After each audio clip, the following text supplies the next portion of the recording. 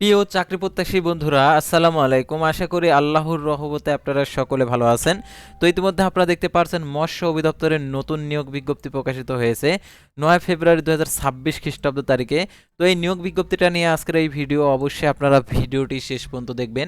তো এই নিয়োগ বিজ্ঞপ্তিতে আবেদনের ক্ষেত্রে শিক্ষাগত যোগ্যতা, বেতন স্কেল, আবেদনের শুরুর তারিখ, শেষ তারিখ, আবেদন ফি কত টাকা, আবেদনের পরীক্ষাটা কোথায় হবে, পরীক্ষা সংক্রান্ত আপডেট কিভাবে জানতে পারবেন এবং আবেদনের শর্তাবলী এবং আবেদনের শুরুর তারিখ, শেষ তারিখ এবং আবেদনের ছবি আর কি কেমন সাইজের আপলোড করতে হবে এবং সাধারণত আরও যে সকল শর্তাবলী রয়েছে সম্পূর্ণ কিছুই জানতে পারবেন আজকের এই ভিডিওটির মাধ্যমে। তো ভিডিও শুরুর প্রথমেই আপনি যদি অল জব নিউজ বাংলাদেশ এই চ্যানেলে প্রথমবার এই ভিডিওটি দেখে থাকেন তাহলে আমাদের এই চ্যানেলটিকে সাবস্ক্রাইব করে রাখবেন, notification bell button all press করে রাখবেন, এই ভিডিওটিতে একটি লাইক করে দেবেন। আর যারা ফেসবুক পেজে ভিডিও দেখছেন, ফেসবুক পেজটি ফলো দিয়ে রাখবেন। ডিসক্রিপশন বক্সে আমাদের ফেসবুক পেজের লিঙ্ক দেওয়া রয়েছে, তো এখানে ক্লিক করে দেন, আমাদের ফেসবুক পেজে নিয়ে যাবে। তো আমাদের ফেসবুক পেজ এবং ইউটিউব চ্যানেলে যে সকল আপডেটগুলো জানতে পারবেন, সরকারি বেসরকারি এনজিও, ডিফেন্স, শিক্ষক নিয়োগ, sales, marketing, railway job, NGO job, এক কথায় সকল ধরনের নিয়োগ বিজ্ঞপ্তির আপডেট, পাশাপাশি নিয়োগ পরীক্ষার। তো আর কথা না বাড়িয়ে চলে যাচ্ছি মূল সার্কুলার পেজে। দেখতে পারছেন মৎস্য অধিদপ্তরের নতুন নিয়োগ বিজ্ঞপ্তি। তো এই নিয়োগ বিজ্ঞপ্তিতে আবেদনের ক্ষেত্রে দেখতে পারছেন যে শর্তাবলী দেওয়া রয়েছে সেগুলো আপনাদেরকে দেখে দিচ্ছি। তো দেখতে পারছেন এখানে গণপ্রজাতন্ত্রী বাংলাদেশ সরকার মৎস্য অধিদপ্তর প্রশাসন ২ মৎস্য ভবন। তো দেখতে পাচ্ছেন এখানে ৯ ফেব্রুয়ারি ২০২৬ খ্রিস্টাব্দ তারিখে প্রকাশিত।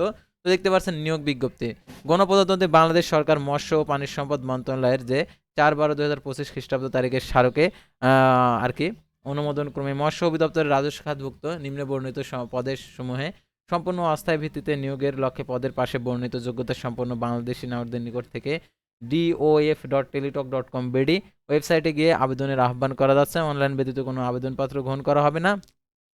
আর এই নিয়োগের সাধারণত ১ বছর থাকবে স্থায়ী, অস্থায়ী, তারপরে স্থায়ী হয়ে যাবে। দেখতে পাচ্ছেন প্রথমে ১ নম্বরে হ্যাচারি সহকারী, পদ সংখ্যা ৫টি, বেতন দেখতে পাচ্ছেন ৯,৩০০ টাকা থেকে ২২,৪৯০ টাকা। কোনো স্বীকৃত বোর্ড হতে বিজ্ঞান বিভাগ সহ বিজ্ঞানের বিভাগের ন্যূনতম মাধ্যমিক স্কুল সার্টিফিকেট, এসএসসি সমমান পরীক্ষায় উত্তীর্ণ, মৎস্য বিষয়ে ডিপ্লোমা।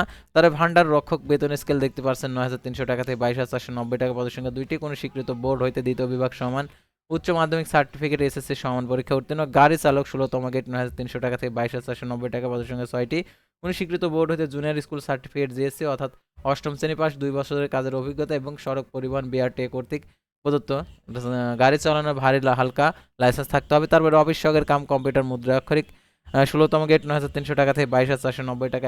১৩৫টি পদ দেখতে পাচ্ছেন। এটার জন্য এইচএসসি পাস হলে আবেদন করতে পারবেন এবং কম্পিউটারের কোর্স সম্পন্ন থাকতে হবে এবং ওয়ার্ড এক্সেলে, যেটা হচ্ছে ওয়ার্ড এক্সেলে দেখতে পাচ্ছেন বাংলা ইংরেজিতে ২০ এবং ইংরেজিতে ২০ শব্দের করে থাকতে হবে। তারপর দেখতে পাচ্ছেন ক্যাশিয়ার ১৬তম গেট ৯,৩০০ টাকা থেকে ২২,৪৯০ টাকা। তো দেখতে পাচ্ছেন এখানে বাণিজ্য বিভাগে উচ্চ মাধ্যমিক অর্থাৎ ব্যবসায় শিক্ষা থেকে এইচএসসি পাস করতে হবে। আর এটার জন্য দেখতে পাচ্ছেন কম্পিউটার কোর্সের এমএস ওয়ার্ড, এক্সেল ও ইমেল, ইন্টারনেট ব্যবহার সম্পন্ন আর কি ব্যবহার সহ সম্পন্ন জ্ঞান থাকতে হবে।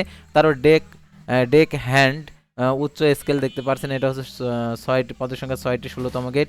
এটার জন্য দেখতে পাচ্ছেন ইনল্যান্ড মাস্টার্স বিষয়ে দ্বিতীয় শ্রেণীর সার্টিফিকেট, কম্পিটেন্সি প্রাপ্তি দেখতে পাচ্ছেন এখানে সংশ্লিষ্ট কাজে ২ বছরের অভিজ্ঞতা।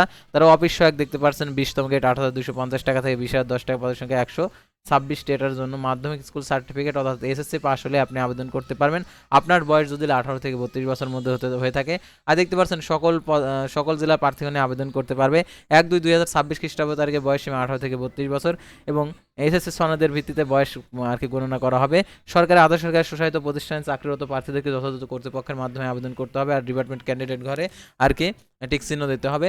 দেখতে পাচ্ছেন আবেদনকারী পিতার নাম, মাতার নাম, জন্ম তারিখ, নিজ জেলা সহ সংশ্লিষ্ট সনদে যেভাবে লেখা রয়েছে সেভাবে অনলাইনে পূরণ করতে হবে। আর এই নিয়োগ বিজ্ঞপ্তির আবেদনের লিখিত পরীক্ষা এবং মৌখিক পরীক্ষা ও ব্যবহারিক পরীক্ষা অনুষ্ঠিত হবে। এর ক্ষেত্রে কোনো প্রকার টিএডি প্রদান করবে না। আর এই নিয়োগের আবেদনের ক্ষেত্রে দেখতে পাচ্ছেন এখানে মৌখিক পরীক্ষার সময় আপনার সকল সনদ এবং চেয়ারম্যানের পরিচয়পত্র, জন্ম নিবন্ধন, এনআইডি কার্ড, তারপরে আপনি যদি আরও বিভিন্ন ধরনের অভিজ্ঞতার সনদপত্র আপনাদেরকে দেখাতে হবে। আর অনলাইন আবেদনপত্রে যারা আবেদন করতে ইচ্ছুক তারা dof.teletalk.com.bd ওয়েবসাইটে গিয়ে আবেদন করতে পারবেন। অনলাইন আবেদনপত্র পূর্ণ পরীক্ষার ফি জমাদানের শুরু তারিখ ১৮/২/২০২৬ সকাল ১০টা। অনলাইন আবেদনপত্র জমাদানের শেষ তারিখ ১৫/৩/২০২৬ বিকেল ৫টা।